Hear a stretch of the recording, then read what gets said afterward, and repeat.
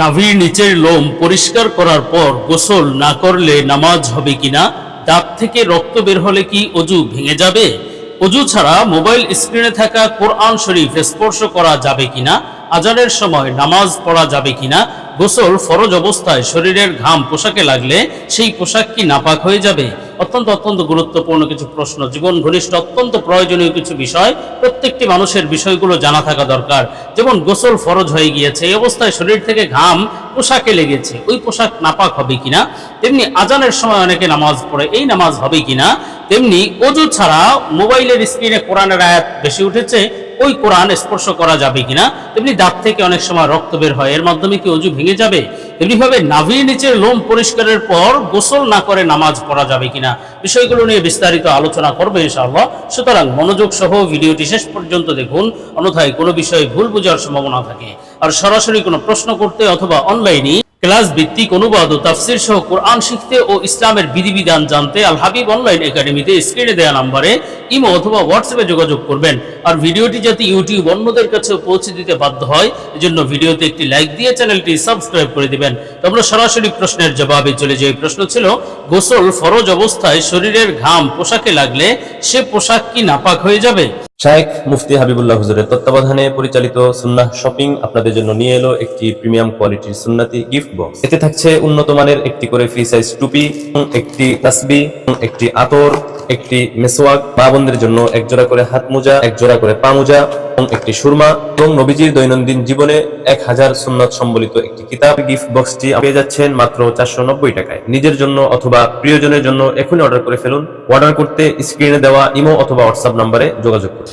দেখুন, আসলে গোসল যখন ফরজ থাকে মানুষের, তখন তার অবস্থাটা মূলত নাপাক, জুনুবি অবস্থা বা তার অবস্থাটা নাপাকের, কিন্তু তার শরীর যে নাপাক হয়ে গিয়েছে এমন নয়। তার শরীরের প্রত্যেকটি অঙ্গ প্রত্যঙ্গ নাপাক, অথবা সেখান থেকে যদি ঘাম বের হয়ে পোশাকে লাগে তাহলে ওই পোশাক নাপাক হয়ে যাবে, তার ঘাম নাপাক এমন কোনো বিষয় নেই। তার ঘাম পবিত্র, শরীর পবিত্র। হ্যাঁ, যদি যেই নাপাক সহবাস অথবা গোসল ফরজের কারণে যেই নাপাক তার শরীরে আছে, ওই নাপাক যদি পোশাকে লাগে তাহলে তো অবশ্যই নাপাক। কিন্তু সাধারণ অবস্থায় নাপাক না থাকলে অথবা ওই নাপাক যেই পোশাকে লাগেনি, ওই পোশাকে শুধুমাত্র শরীরের ঘাম লাগার কারণে ওই পোশাক নাপাক হবে না, কেননা গোসল ফরজ হওয়া ব্যক্তির ঘাম নাপাক নয়। তো আমরা পরবর্তী প্রশ্নের জবাবে চলে যাই। প্রশ্ন ছিল, আজানের সময় নামাজ পড়া যাবে কিনা? দেখুন, আজানের সময় নামাজ পড়ার বিধান মূলত বিশেষভাবে মহিলাদের, পুরুষ মহিলা সবার জন্যই আজানের সময় নামাজ পড়তে কোনো বাধা নেই, নিষেধ নেই। তবে মহিলাদের জন্য ফরজ নামাজের বেলায় বিধান হলো যে সে আজানের সময় নামাজ পড়তে পারে, সে অক্ত মতো নামাজ পড়ে নেবে। অক্ত হয়েছে তো মসজিদে আজান দিক অথবা না দিক, তার নামাজ পড়ে নেওয়া যায় যাচ্ছে। এক্ষেত্রে তার বাধ্যবাধকতা নাই যে আজান যখন হয়েছে তখন সে নামাজ পড়তে পারবে না, এমন কোনো বিষয় নেই। তবে পুরুষদের জন্য বিষয়টি হলো, সে ফরজ নামাজ আজানের সময় অথবা আজানের আগে অথবা মোট কথা জামাতে ছাড়া সে ফরজ নামাজ পড়বে না। ফরজ নামাজ সে মসজিদে জামাতে গিয়ে আদায় করবে, এটাই পুরুষের জন্য জরুরি আমল। তো আমরা পরবর্তী প্রশ্নের জবাবে চলে যাই। প্রশ্ন ছিল, অজু ছাড়া মোবাইল স্ক্রিনে থাকা কোরআন স্পর্শ করা যাবে কিনা? দেখুন, অজু নাই, এই অবস্থায় আপনি মোবাইলে যদি কোরআন তেলাওয়াত করতে চান, সেক্ষেত্রে অনেক সময় দেখা যায় যে মোবাইলে কোরআনের আয়াত বেশি উঠেছে, তা আপনি অজু ছাড়া সেই আয়াতের জায়গায় স্পর্শ করছেন, এটা অবশ্যই গুনাহ, এটা নাজায়েজ। এই কাজটি করা যাবে না। কোরআনের আয়াত যেখানে বেশি উঠেছে সেটা কোরআনের হুকুমে। হ্যাঁ, মোবাইলের অন্য জায়গায় আপনি স্পর্শ করতে পারবেন, ধরতে পারবেন, কিন্তু স্ক্রিনে যেই জায়গাটুকুতে আয়াত লেখা আছে বা বেশি উঠেছে ওই জায়গায় আপনি হাত লাগাতে পারবেন না বা স্পর্শ করতে পারবেন না। অন্য জায়গায় আপনি স্পর্শ করে, আপনি যদি আশপাশে স্পর্শ করে যদি তেলাওয়াত করতে পারেন দেখে দেখে, সেটা জায়েজ হবে। মোট কথা আয়াতের জায়গায় স্পর্শ করা জায়েজ হবে না। তো আমরা পরবর্তী প্রশ্নের জবাবে চলে যাই। প্রশ্ন ছিল, শেখ, দাঁত থেকে রক্ত বের হলে কি অজু ভেঙে যাবে?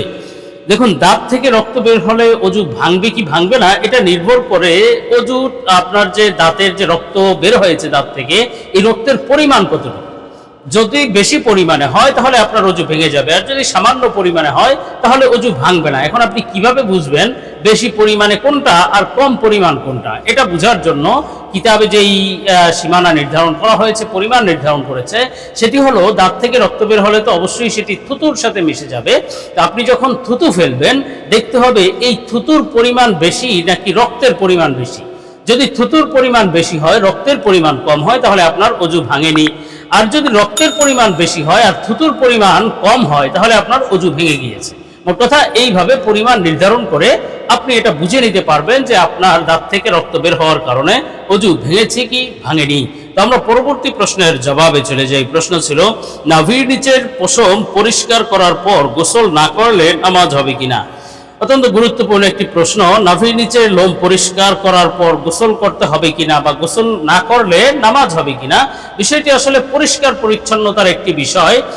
পরিষ্কার পরিচ্ছন্নতা অবশ্যই ইসলামে প্রশংসনীয় একটি বিষয়। এখন গোপনাঙ্গের লোম পরিষ্কার বা নাভির নিচের লোম পরিষ্কার এটি সাধারণত মানুষ গোসলের আগে করে, যে এটি গোসলের আগে পরিষ্কার পরিচ্ছন্ন হয়ে তারপরে সে গোসল করে নিল, পরিপূর্ণ পাক পবিত্র হয়ে গেল, পরিষ্কার পরিচ্ছন্ন হয়ে গেল, এটি উত্তম। কিন্তু তার মানে এই নয় যে গোপনাঙ্গের লোম বা নাভির নিচের লোম কাটলে গোসল ফরজ হয়ে যায় অথবা গোসল করতেই হবে অন্যথায় তার নামাজ হবে না, এমন বিষয় নয়। বরং সে গোপনাঙ্গের লোম বা নাভির নিচের লোম কেটেছে, বা তার একটা হক বা জরুরি কাজ আদায় হয়েছে, এর মাধ্যমে গোসল ফরজ হয়নি, সে গোসল না করেও নামাজ পড়তে পারবে বা অন্যান্য বিধিবিধান পালন করতে পারবে।